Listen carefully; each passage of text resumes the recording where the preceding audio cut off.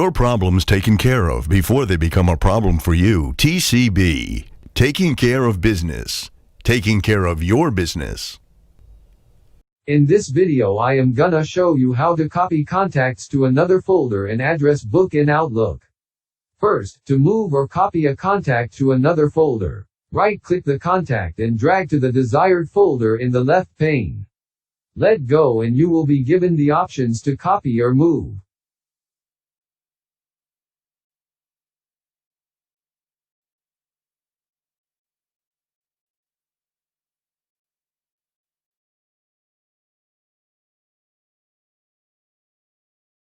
Second, to show contacts in the address book, right-click on the contact. Select Properties, click Outlook Address Book tab and check Show this folder as an email address book.